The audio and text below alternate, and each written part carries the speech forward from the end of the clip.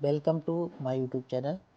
आज हम देखेंगे बुनियादी साक्षरता एवं संख्या ज्ञान यानी कि 4 दिवसीय एफएलएन ट्रेनिंग जो प्रशिक्षण है उसका चौथे दिन की जो क्रियाकलाप हैं, क्या क्या कौन से ऐसे टॉपिक रहेंगे जिन पर आपको चर्चा करनी रहेगी। तो जब फोर्थ डे आप जाएंगे तो उसमें होगा सत्र का जो शुरुआत होगी वो पिछले यानी थर्ड डे जो आपको क्या क्या बताया गया था भाषा शिक्षण के संबंधित और गणित किट के संबंधित, तो जो भी बताया जाएगा उसका दोहराव यानी कि रिवीजन कराया जाएगा। उसके बाद प्रतिभागियों का स्वागत होगा। फिर सत्र से स्टार्ट होगा डिकोडिंग से संबंधित कक्षा की गतिविधियों और सामग्रियों को समझना और गतिविधियों का अभ्यास। इस पर जब टॉपिक चर्चा होगी तो चर्चा को आगे बढ़ाया जाएगा प्रतिभागियों के द्वारा। इसमें प्रतिभागी जो अपनी भाषा से शब्दों को ले सकते हैं और इन संकेतों का उपयोग करते हुए उन शब्दों को लिखने का प्रयास कर सकते हैं। इस गतिविधि के बाद चर्चा में निम्न बिंदुओं पर प्रकाश डालें। इसे समेकन के बिंदु क्या हैं, सहजकर्ता प्रतिभागियों के साथ अच्छे डिकोडिंग कौशल पर चर्चा करते हुए यह समझ बनाने का प्रयास करेंगे। बाढ़ यानी मात्रा समूह डिकोडिंग शिक्षण का वैकल्पिक तरीका क्या है। जैसे 4 कोई बाढ़ दे दिए गए हैं, गा मा ना रा, तो इनसे कौन कौन से शब्द बनेंगे। गा से बनेगा गम, माँ से बनेगा मन, ना से बनेगा नर और रा से बनेगा रग। तो बाढ़ छांटना जैसे गरम, नरम, नलका, नमन, तो इसमें ना बाढ़ की ध्वनि जो है उस पर ध्वनि वाले जो शब्द हैं उनमें आपको घेरा लगाना है, गोला बनाना है। इस तरीके से आपको डिकोडिंग आप दे सकते हैं बच्चों को। नेक्स्ट आपका जो टॉपिक रहेगा डिकोडिंग के बाद रहेगा बाढ़ का पहचान, बाढ़ का ध्वनि से परिचय, बाढ़ परिचय, अक्षर परिचय, शब्द अक्षर जो है जोड़कर पढ़ना, शब्द पढ़ने का अभ्यास, डिकोडिंग योग पाठ। तो ये इसमें पीपीटी स्लाइड के माध्यम से दिखाया जाएगा आपको। उसके बाद नेक्स्ट जो टॉपिक रहेगा वो रहेगा बाढ़ परिचय, यानी कि बाढ़ का परिचय किस प्रकार देना है। उसके बाद डिकोडिंग से परिचय व व्यवस्थित शिक्षण क्या है, यानी कि डिकोडिंग क्या है, सुदृढ़ डिकोडिंग क्षमता क्यों जरूरी है, डिकोडिंग के आधारभूत कौशल क्या है, ध्वनि जागरूकता विकसित करने के लिए गतिविधियाँ क्या है, व्यवस्थित डिकोडिंग क्या है, व्यवस्थित डिकोडिंग के चरण क्या है, खेल गतिविधि क्या है, डिकोडिंग सिखाने के कुछ शिक्षण अधिगम सामग्री क्या है, आपके प्रश्न और समाधान और सारांश। तो इसमें पूरा आपको डिटेल में बताया जाएगा।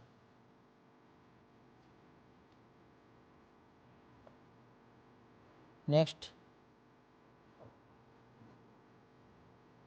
क्वेश्चन देखते हैं।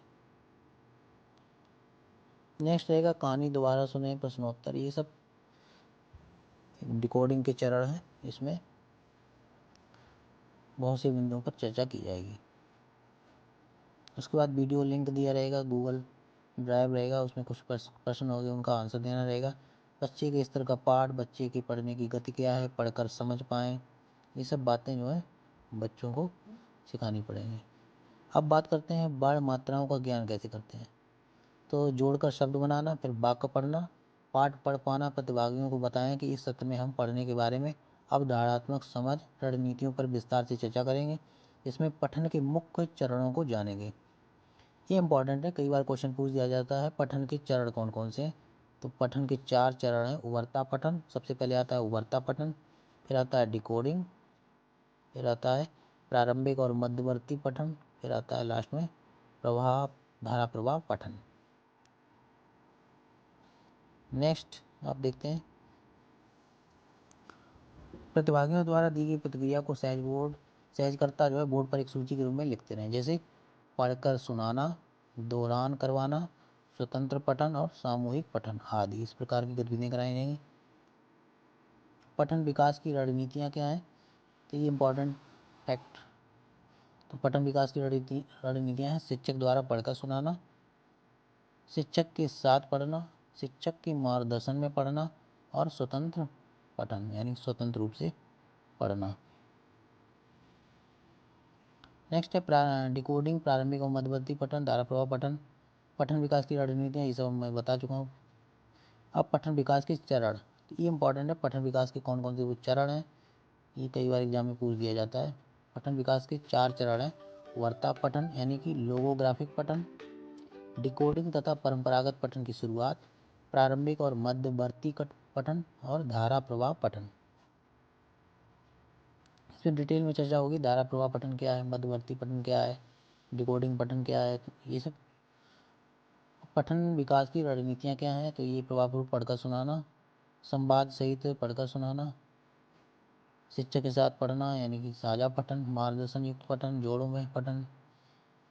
पठन विकास की रणनीतियाँ जो है, पठन से संबंधित TLM, बड़ी किताब, पठन कार्ड, जानकारी परक पाठ, डिकोडेबल पाठ, सरल बाल कहानियों की किताबें, चित्र वाली कहानियाँ, स्त्रीकृत कहानी की किताबें, सरलीकृत पाठ।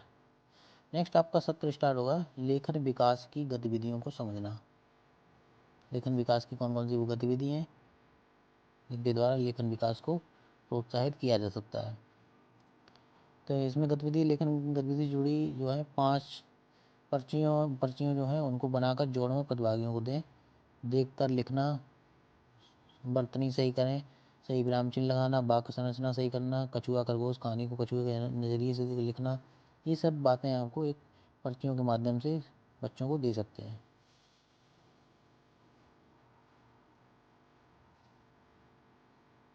नेक्स्ट है लेखन।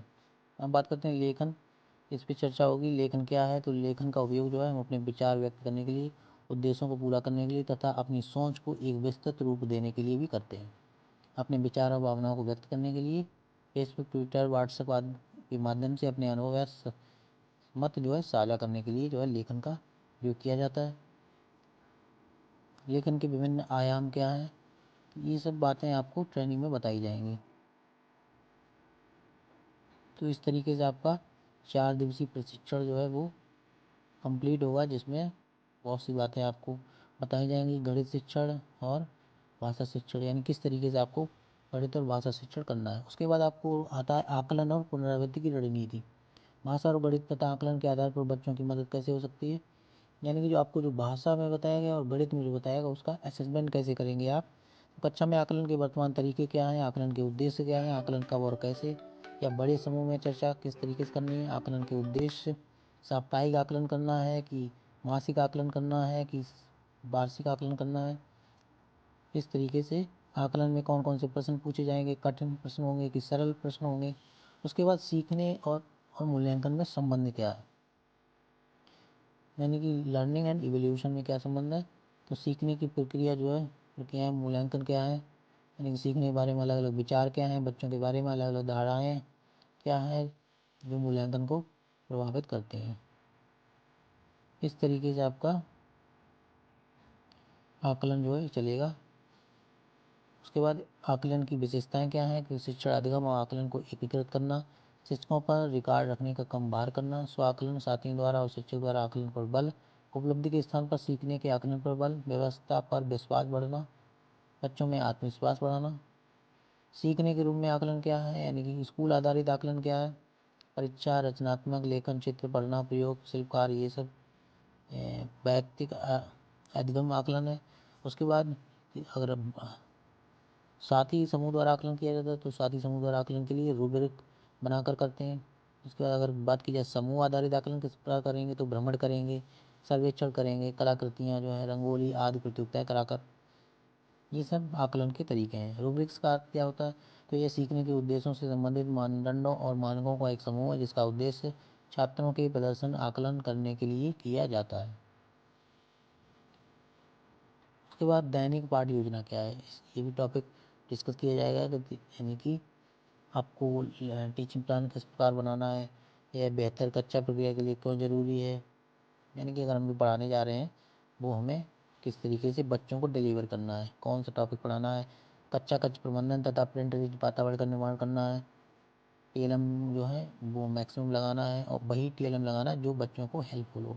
कच्चा कच प्रबंधन के उद्देश्य क्या है, तो कच्चा कच में शैक्षिक नवाचार का निर्माण करना, शिक्षण अध्ययन प्रक्रिया को सरल व प्रभावशाली बनाना, कक्षा में संबंधित तत्वों के बीच समन्वय स्थापित करना, कच्चा कच को संपूर्ण सुविधाओं से परिपूर्ण करना, अधिगम को स्थायी बनाना, विद्यार्थी एवं अध्यापक के बीच संबंध स्थापित करना। ये सब टॉपिक जो है वो रहेंगे। कच्चा कच प्रबंधन तथा प्रिंट रिच वातावरण क्या है, कच्चा कच प्रबंधन के कौशल क्या हैं, कक्षा कक्ष प्रबंधन कौशल के घटक क्या हैं, यानी कि अधिगम को रोचक बनाना, लर्निंग जो है उसको इंटरेस्टिंग बनाना, छात्रों को उद्देश्यों की प्राप्ति के लिए अभिप्रेरित करना, छात्रों के समुचित विकास के लिए प्रयास करना, विद्यार्थी अध्यापक अंतःक्रिया को प्रोत्साहित करना, अनुशासन हीनता पर नियंत्रण करना, वांछित व्यवहार का पुनरावलोकन करना यानी कि रीइंफोर्समेंट करना, कक्षा प्रबंधन यानी क्लासरूम मैनेजमेंट में छात्रों की सहभागिता जो है वो सुनिश्चित करना, कक्षा प्रबंधन में अनुशासन को महत्व देना, सौंदर्य वातावरण का निर्माण करना, निर्देशों में स्पष्टता होनी चाहिए। कक्षा कक्ष प्रबंधन के उद्देश्य क्या है, ये सब वही उद्देश्य हैं जो हम बता चुके हैं। फिर है प्रिंट समृद्ध वातावरण यानी कि प्रिंट रिच इन्वायरमेंट क्या है, शिक्षक प्रशिक्षण की समीक्षा, पोस्ट टेस्ट फीडबैक व समापन स्वीकार करना है।